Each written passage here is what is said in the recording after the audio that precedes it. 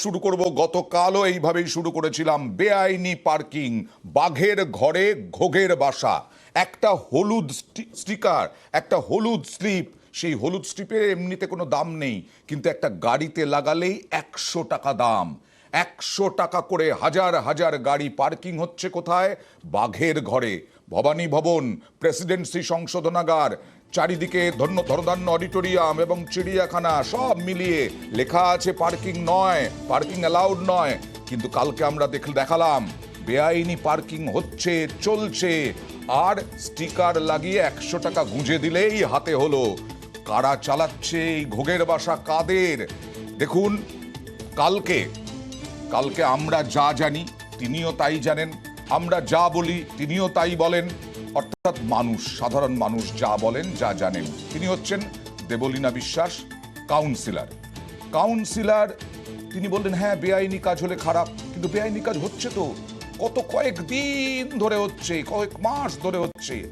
আর আমাদের খবরের জেরে তার আগে দেখাবো কিভাবে দৌড়ে পালিয়েছিল সেই এজেন্ট। দেখুন, পার্কিং এ যে নিচ্ছিস টাকাগুলো, পুলিশ কত নিচ্ছে?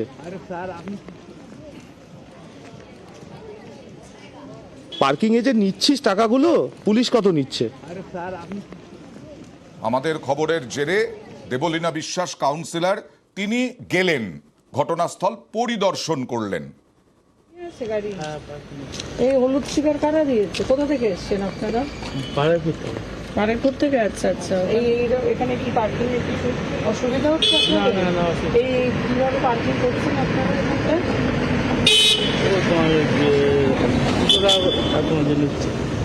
200 টাকা করে কারা নিচ্ছে? কিছু বলেছে আপনাদের? এই এখানকার ছেলে। হ্যাঁ, কি বলেছে? কি বলে নিচ্ছেন আপনারা? কি বলছে? ওই যে গাড়ি পার্কিং করার জন্য।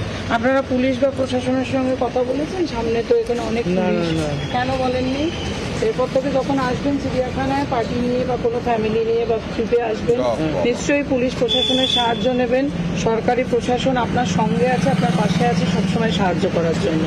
আর আদার্স গাড়ি যারা ড্রাইভার আছে তাদেরকেও বলে দেবেন সবসময় যেন সরকারি প্রশাসনের সাহায্য নেয়। এখানে পুলিশরা রয়েছে, ভলেন্টিয়ার্স রয়েছে পুলিশের তরফ থেকে রাখা, আপনাদের সাহায্য করার জন্য। এটা আপনাদের এখানে এসে কোনোভাবে অসুবিধায় পড়তে না।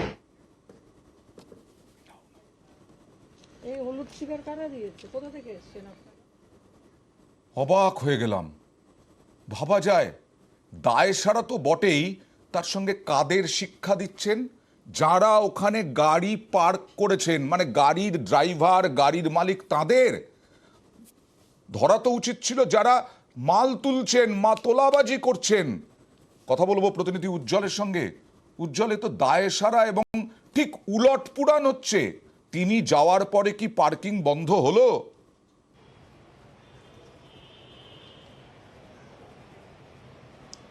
দেখো, পার্কিং একই রকম ভাবেই চলছে এবং যেটা বলি যে সেটা হচ্ছে গিয়ে একটু আড়াল করে সেই টাকা তোলা হচ্ছে এবং টাকা তোলা হচ্ছে, পার্কিং হচ্ছে, একই রকমভাবে সব কিছু চলছে। কিন্তু ওখানে যেরকমভাবে জায়গাটা তুমি বলছিলে যে বাঘের ঘরে কিন্তু ঘোগের বাসা এখনো পর্যন্ত হয়ে রয়েছে। পার্কিং সেরকমভাবেই চলছে। পার্কিং চলছে, তাহলে কি করলেন?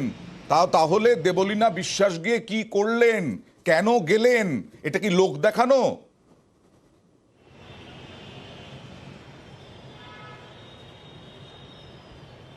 দেখো, তিনি বলছেন যে যখনই নিউজ 18 বাংলা খবর হয়েছে তিনি উদ্যোগ নিয়েছেন এবং উদ্যোগ নেওয়ার পর মূলত তিনি দুটো কাজ করার চেষ্টা করলেন। তিনি গিয়ে যে যারা ওখানে পার্কিং করছিলেন তাদেরকে ধরার চেষ্টা করছিলেন, কিন্তু তার একার পক্ষে সেটা তাদেরকে ধরা সম্ভব নয়।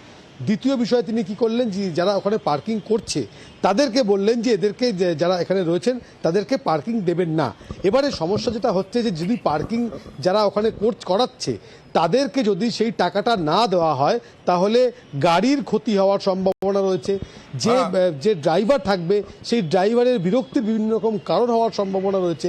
ফলত এই জায়গা থেকে কিন্তু পার্কিং না দিয়ে ওখানে গাড়ি রাখার কোনো প্রশ্নই উঠছে না, কোনো সেই সুযোগও নেই। কিন্তু এখানে সচেতনতা করা এবং যেভাবে তিনি যারা পার্কিং করছেন তাদেরকে ধরতে যাওয়ার চেষ্টা করলেন, সেক্ষেত্রে যদি পুলিশ সঙ্গে থাকতো বা তিনি লোকবল দিয়ে যেতেন তাহলে একটা সুযোগ কিছুই তৈরি তো হতো নিয়ে ধরার যাননি। ক্ষেত্রে। কিন্তু তিনি এটা কি যদিও ইচ্ছে বলেছেন করেই নিয়ে গেলেন না, নিধিরাম সর্দার হয়ে কেন গেলেন, এই প্রশ্নই তো উঠছে। এবার দেখাবো তিনি কি বলছেন।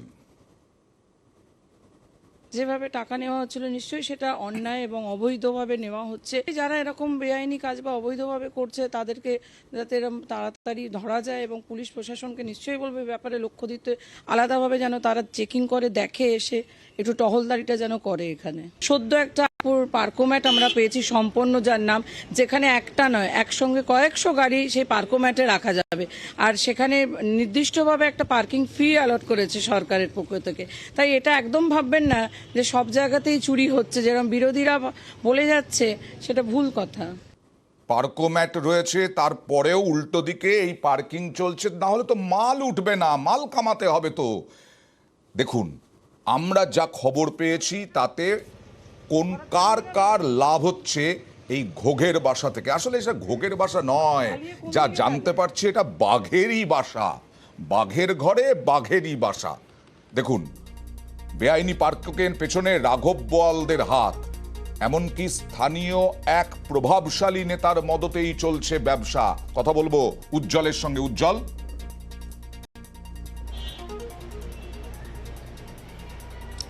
দেখো, যাদেরকে পর্দায় দেখা যাচ্ছে তারা কিন্তু আসলে একটা ঘুঁটি, তারা সামান্য কিছু টাকার বিনিময়ে এই কাজটা করছে। আসলে পর্দার আড়ালে সেই রাঘব বোয়ালরা রয়েছে। এখানে 25-25-50 এই রেশিওতে কাজটা হয়।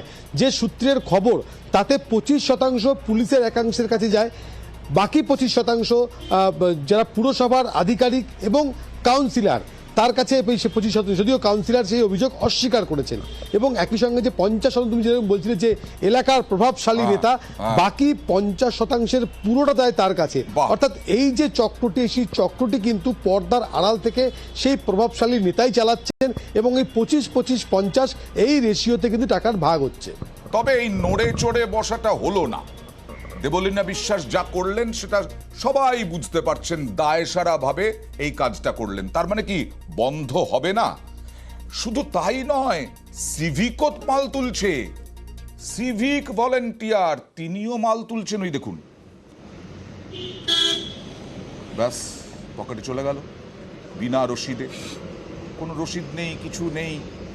কিভাবে তুলছেন, কেন তুলছেন, হঠাৎ করে সিভিক তুলতে গেলেন কেন? কথা বলবো প্রতিনিধি উজ্জ্বলের সঙ্গে। উজ্জ্বল,